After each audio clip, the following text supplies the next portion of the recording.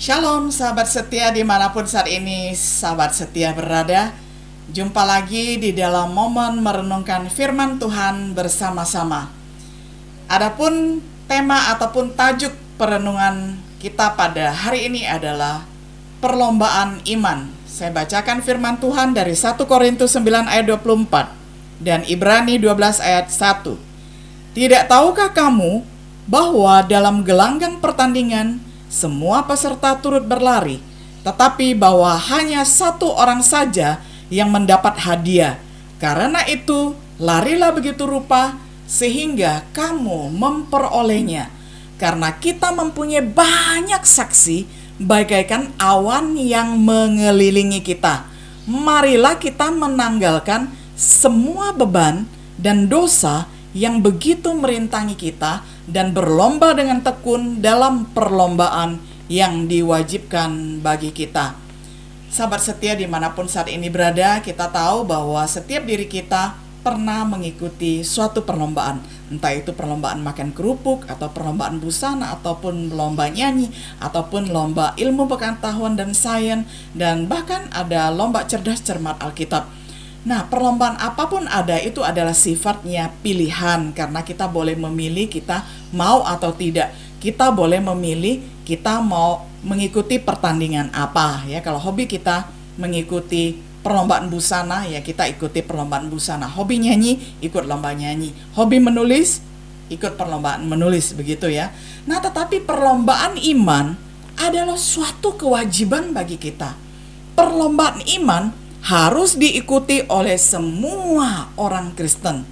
Melalui firman Tuhan yang kita renungkan bersama, kita akan belajar mengenai 3 hakikat perlombaan agar kita dapat memenangkan perlombaan iman kita.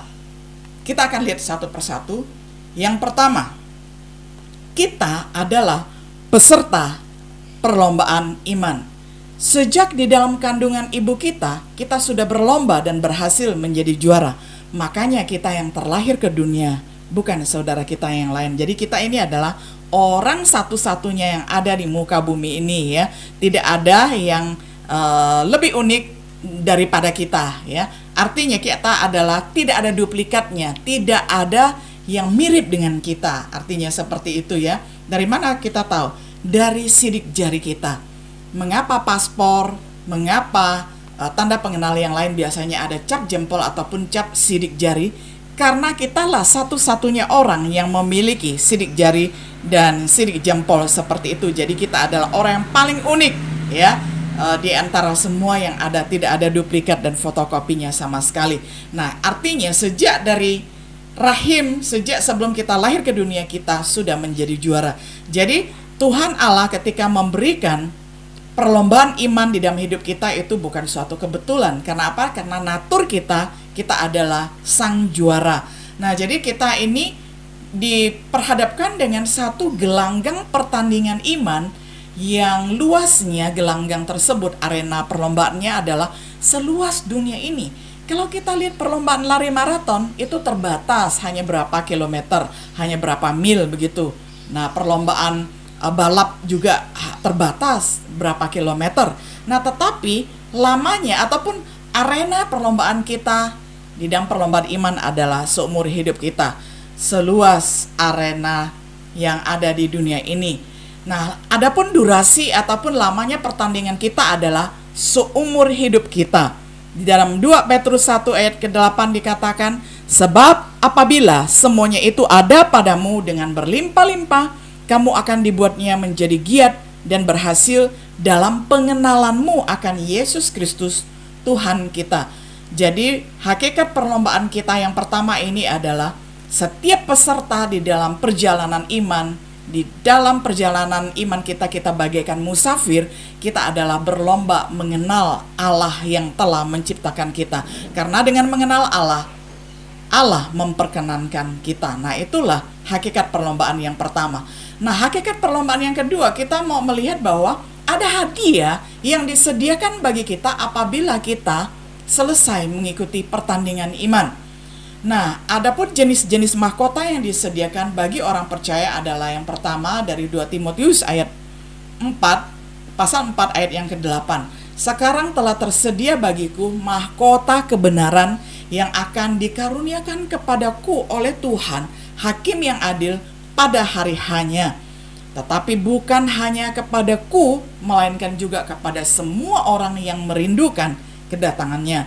Jadi mahkota yang pertama adalah mahkota kebenaran, ya. Sudah tersedia bagi kita bila kita menjadi peserta yang setia mengikuti pertandingan iman. Lalu yang kedua, 1 Petrus 5 ayat yang keempat. Maka kamu, apabila Gembala Agung datang, kamu akan menerima mahkota kemuliaan yang tidak dapat layu. Jadi mahkota kemuliaan yang kita dapatkan itu adalah mahkota yang tidak ada expirednya, tidak ada tanggal kadaluarsanya, karena abadi, tidak dapat layu. Bukan karangan bunga. Kalau karangan bunga hari ini segar, besok sudah layu, ya. Bukan juga berupa hadiah-hadiah yang lain, semuanya itu akan habis, ya. Nah, tetapi ini adalah mahkota kemuliaan yang tidak dapat layu. Lalu yang ketiga, Yakobus 1 ayat 12. Berbahagialah orang yang bertahan dalam pencobaan, sebab apabila ia sudah tahan uji, ia akan menerima mahkota kehidupan yang dijanjikan Allah kepada barang siapa yang percaya kepadanya. Nah, saudaraku yang dikasihi oleh Tuhan, kita melihat jenis mahkota yang ketiga yang akan kita terima adalah mahkota kehidupan. Jadi Tuhan sudah memberikan janjinya, ketika kita percaya kepadanya sebagai Tuhan dan Juru Selamat, maka hidup kekal itu akan diberikan kepada kita. Itulah hadiah terbesar, karena kita akan hidup selama-lamanya bersama Tuhan kita. Lalu yang keempat, 1 Tesalonika 2 ayat 19. Sebab siapakah pengharapan kami, atau sukacita kami, atau mahkota kemegahan kami di hadapan Yesus Tuhan kita pada waktu kedatangannya, kalau bukan kamu dan kita sendiri ini, saudara, sebagai mahkota kemegahan. Ketika kita bertekun di dalam mengiring Tuhan, bertekun di dalam perjalanan iman kita, sesungguhnya kita ini adalah orang yang menjadi mahkota bagi Tuhan dan bagi sesama kita. Kita mendapatkan mahkota kemegahan ini, saudara, ya. Kita berbangga, bermegah di dalam Tuhan. Lalu yang kelima, Ibrani 2 ayat 7. Namun engkau telah membuatnya untuk waktu yang singkat sedikit lebih rendah daripada malaikat-malaikat, dan telah memahkotainya dengan kemuliaan dan hormat. Nah, ini adalah mahkota kemuliaan dan hormat. Tuhan memberikan kemuliaan kepada kita semuanya. Saudaraku, inilah hakikat yang kedua, bahwa perlombaan kita di dalam gelanggang perlombaan iman kita tidak sia-sia, karena Tuhan menyediakan mahkota-mahkota yang abadi untuk kita semuanya. Nah, hakikat yang ketiga adalah tentang bagaimana kita harus mengikuti permainan, ataupun di dalam suatu perlombaan itu ada jurus-jurusnya, ada aturannya, ya, ada aturan mainnya. Nah, di dalam 2 Timotius 2 ayat 9 diberitahukan kepada kita aturan main di dalam perlombaan iman. Seorang olahragawan hanya dapat memperoleh mahkota sebagai juara apabila dia bertanding menurut peraturan-peraturan olahraga. Di sini Rasul Paulus mengangkat analogi ataupun gambaran tentang pertandingan olahraga yang banyak cabangnya, ya. Ada tinju, ada karate, ada kungfu, ada banyak sekali, ya. Ada memanah dan sebagainya. Yang jelas pertandingan iman itu juga ada aturan mainnya, yakni kita mengikuti semua yang tertulis di dalam Alkitab, ya. Tuhan memberikan kita petunjuk yang jelas di dalam Alkitab agar kita dapat memenangkan perlombaan iman kita. Oleh karena itu, marilah setiap hari kita mengenal Tuhan melalui doa, melalui membaca firman Tuhan. Karena firman Tuhan semakin dibaca, semakin indah, semakin banyak berkat yang kita dapatkan. Makanya tidak heran kalau banyak pembaca Alkitab dari zaman ke zaman. Misalnya Daud, dia pernah menuliskan, ya, bahwa di dalam Mazmurnya dikatakan bahwa firman Tuhan itu lebih manis daripada madu dan lebih berharga daripada emas murni. Nah, bayangkan, dan banyak analogi yang lain bahwa firman Tuhan yang kita punya ini adalah firman Tuhan yang tidak pernah habis-habisnya, karena firman Tuhan itu adalah kekal. Firman Tuhan adalah roti hidup, adalah air hidup, sehingga barang siapa yang makan roti hidup dan minum air hidup tidak akan haus lagi. Itulah petunjuk dan aturan mainnya tertulis di dalam Alkitab. Di dalam sejarah ya, saya ingat ada dua kisah klasik, dua kisah kuno yang saya suka ya. Kalau saya mulai sudah tidak berfokus ya, kalau misalnya saya sudah mulai lihat kiri kanan, pelaksana lirik sini, saya ingat kepada cerita ini ya, yang boleh mengingatkan saya kembali untuk berfokus di dalam menyelesaikan satu pekerjaan, satu pelayanan gitu ya. Nah, ini adalah kisah yang pertama, kisah klasik yang pertama tentang bapak dan anak pada suatu hari berjalan dari kampungnya ingin pergi ke suatu kota. Nah, mereka membawa kuda mereka yang masih muda, dan karena bapak ini sayang anak, makanya anaknya dinaikkan di atas kuda dan bapaknya berjalan.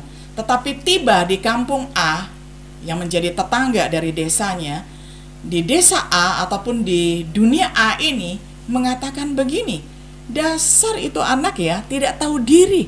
Lihat, dia masih muda dan sanggup untuk jalan, tetapi membiarkan bapaknya yang tua itu berjalan seorang diri. Dan dia enak-enak tunggang kuda, enak-enak naik kuda.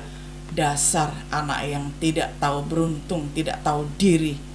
Nah, kemudian karena bapaknya ini tidak mau menjadi bahan omongan di kampung berikutnya, dia menurunkan anaknya dan dia sendiri yang naik ke atas dan anaknya mengikuti dari belakang. Lalu tibalah di kampung B, di desa B, di dunia B begitu ya. Mulailah ada suara yang mengatakan, orang kampung di sana mengatakan, lihat itu bapak tidak tahu diri ya. Dia sudah dewasa dan bahkan sudah tua, tidak kasihan sama anaknya. Dia enak-enak naik kuda sedangkan anaknya dibiarkan berjalan seorang diri. Bapak ini tidak bisa menjadi teladan, kasihan anaknya.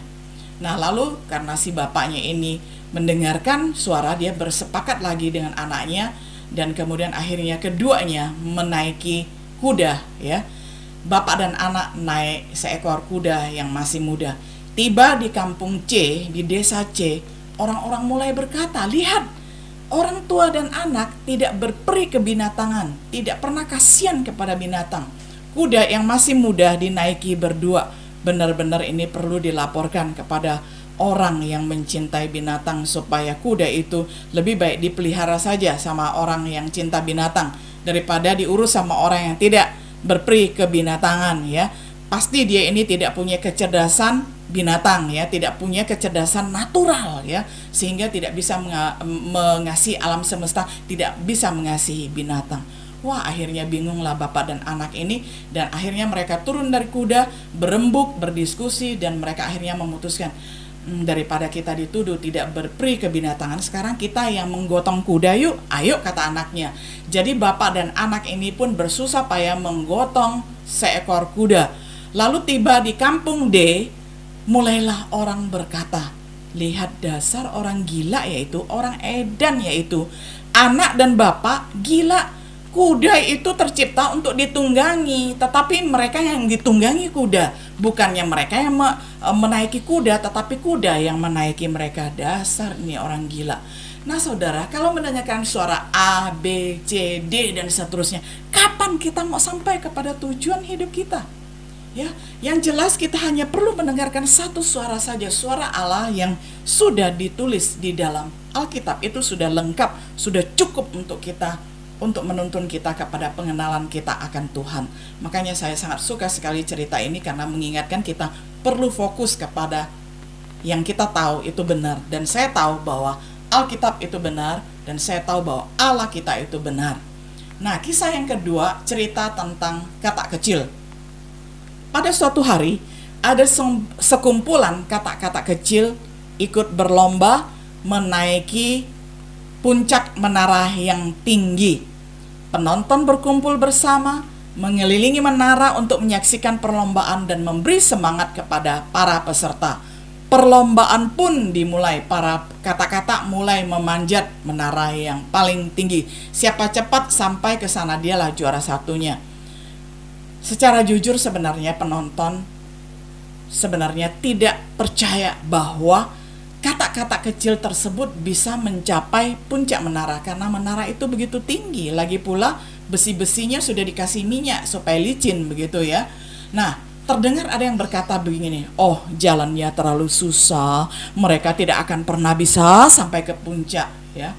Dan ada juga suara yang mengatakan, tidak ada kesempatan untuk berhasil. Menaranya itu terlalu tinggi. Jangan mimpi terlalu tinggi, nanti nggak sampai, nanti stres lo gitu ya. Banyak sekali suara-suara yang mencoba untuk menggagalkan sang kata. Nah, kata-kata kecil pun mulai berjatuhan satu persatu, peletak, peletok ya, jatuh satu persatu.